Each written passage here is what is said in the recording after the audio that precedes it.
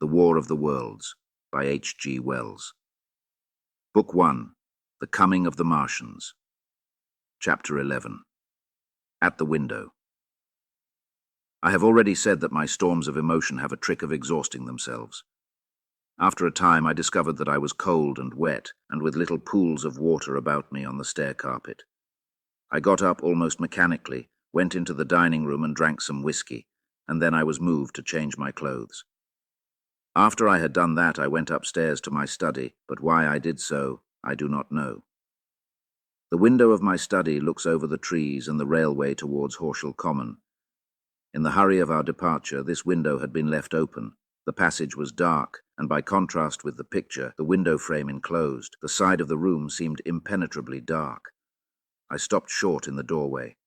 The thunderstorm had passed. The towers of the Oriental College and the pine trees about it had gone, and very far away, lit by a vivid red glare, the common about the sandpits was visible. Across the light, huge black shapes, grotesque and strange, moved busily to and fro. It seemed indeed as if the whole country in that direction was on fire, a broad hillside set with minute tongues of flame, swaying and writhing with the gusts of the dying storm, and throwing a red reflection upon the clouds scud above. Every now and then a haze of smoke from some nearer conflagration drove across the window and hid the Martian shapes. I could not see what they were doing, nor the clear form of them, nor recognize the black objects they were busied upon. Neither could I see the nearer fire, though the reflections of it danced on the wall and ceiling of the study. A sharp, resinous tang of burning was in the air. I closed the door noiselessly and crept towards the window. As I did so, the view opened out until, on the one hand, it reached to the houses about Woking Station, and on the other to the charred and blackened pine woods of Byfleet. There was a light down below the hill on the railway near the arch, and several of the houses along the Maybury Road and the streets near the station were glowing ruins. The light upon the railway puzzled me at first. There were a black heap and a vivid glare, and to the right of that a row of yellow oblongs. Then I perceived this was a wrecked train, the foreparts smashed and on fire, the hinder carriages still upon the rails. Between these three main centres of light, the houses, the train, and the burning county towards Chobham, stretched irregular patches of dark country, broken here and there by intervals of dimly glowing and smoking ground. It was the strangest spectacle, that black expanse set with fire. It reminded me, more than anything else, of the potteries at night. At first, I could distinguish no people at all, though I peered intently for them. Later, I saw against the light of Woking Station a number of black figures hurrying one after the other across the line. And this was the little world in which I had been living securely for years, this fiery chaos. What had happened in the last 7 hours I still did not know, nor did I know, though I was beginning to guess, the relation between these mechanical colossi and the sluggish lumps I had seen disgorged from the cylinder. With a queer feeling of impersonal interest, I turned my desk chair to the window, sat down, and stared at the blackened country, and particularly at the three gigantic black things that were going to and fro in the glare about the sand pits. They seemed amazingly busy. I began to ask myself what they could be. Were they intelligent mechanisms? Such a thing I felt was impossible. Or did a Martian sit within each, ruling, directing, using, much as a man's brain sits and rules in his body? I began to compare the things to human machines, to ask myself for the first time in my life how an ironclad or a steam engine would seem to an intelligent lower animal. The storm had left the sky clear, and over the smoke of the burning land, the little fading pinpoint of Mars was dropping into the west when a soldier came into my garden. I heard a slight scraping at the fence, and rousing myself from the lethargy that had fallen upon me, I looked down and saw him dimly clambering over the palings. At the sight of another human being, my torpor passed, and I leaned out of the window eagerly. "Hist!" said I in a whisper. He stopped astride of the fence in doubt, Then he came over and across the lawn to the corner of the house. He bent down and stepped softly. "Who's there?" he said, also whispering, standing under the window and peering up. "Where are you going?" I asked. "God knows. Are you trying to hide?" "That's it. Come into the house," I said.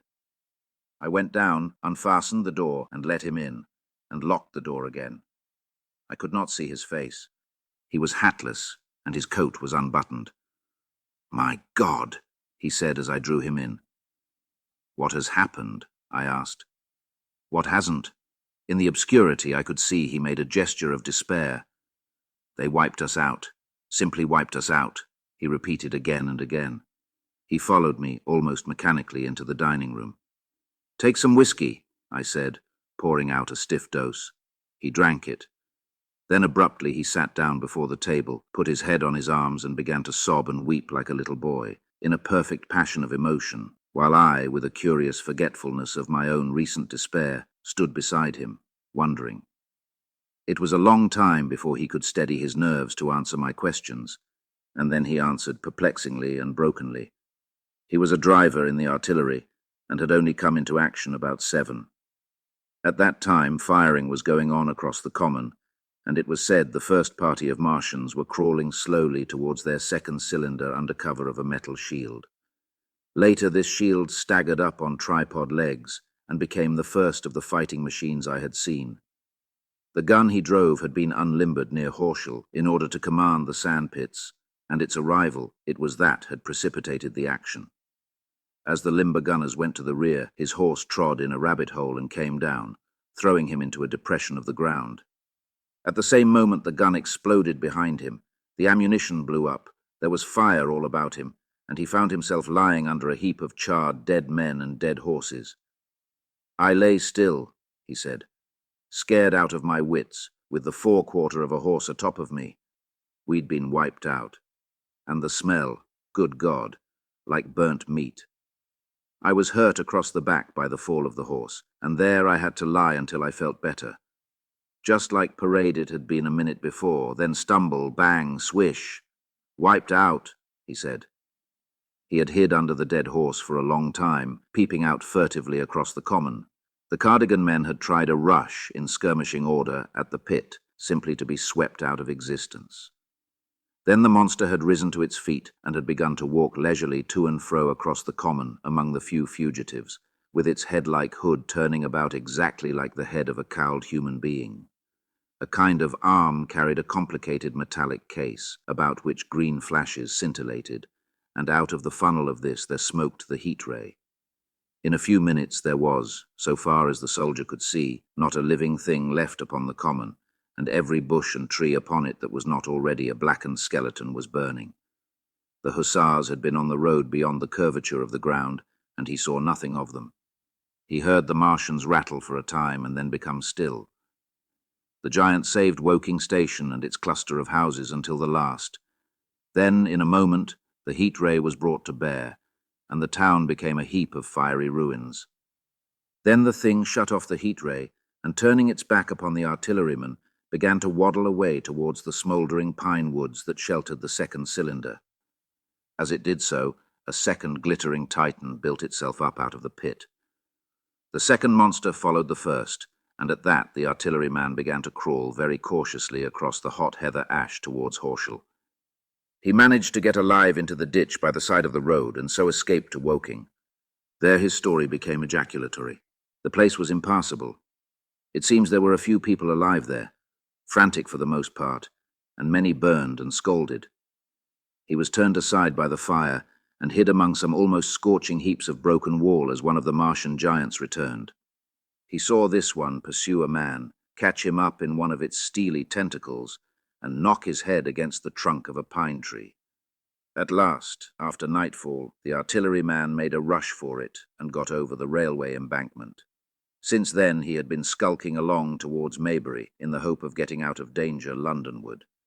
People were hiding in trenches and cellars, and many of the survivors had made off towards Woking village and Send.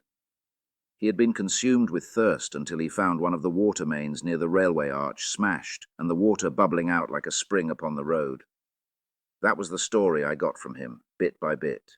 He grew calmer, telling me and trying to make me see the things he had seen.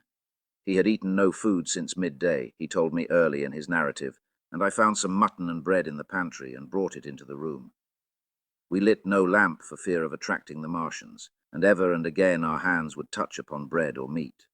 As he talked, things about us came darkly out of the darkness, and the trampled bushes and broken rose trees outside the window grew distinct. It would seem that a number of men or animals had rushed across the lawn. I began to see his face, blackened and haggard, as no doubt mine was also. When we had finished eating, we went softly upstairs to my study, and I looked again out of the open window. In one night, the valley had become a valley of ashes. The fires had dwindled now. Where flames had been, there were now streamers of smoke, but the countless ruins of shattered and gutted houses and blasted and blackened trees that the night had hidden stood out now gaunt and terrible in the pitiless light of dawn. Yet here and there some object had had the luck to escape. A white railway signal here, the end of a greenhouse there, white and fresh amid the wreckage. Never before in the history of warfare had destruction been so indiscriminate and so universal. And shining with the growing light of the east, 3 of the metallic giants stood about the pit, their cowls rotating as though they were surveying the desolation they had made. It seemed to me that the pit had been enlarged, and ever and again puffs of vivid green vapor streamed up and out of it towards the brightening dawn, streamed up, whirled, broke, and vanished. Beyond were the pillars of fire about Chobham. They became pillars of bloodshot smoke at the first touch of day.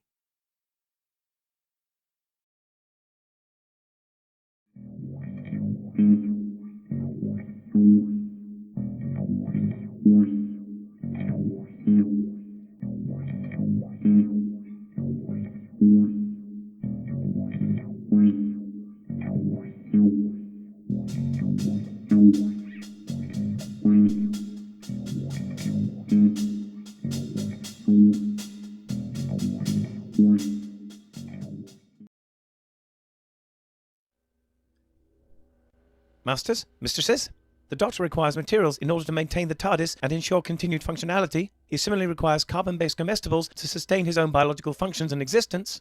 Master would never say this, but he requires aid beyond that supplied by this unit in order to acquire these.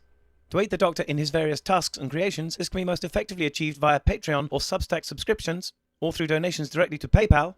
Or if you desire physical goods in return for your contributions, written accounts of my travels with the Doctor are also available on Amazon. Links are in the description below. Thank you, masters, mistresses.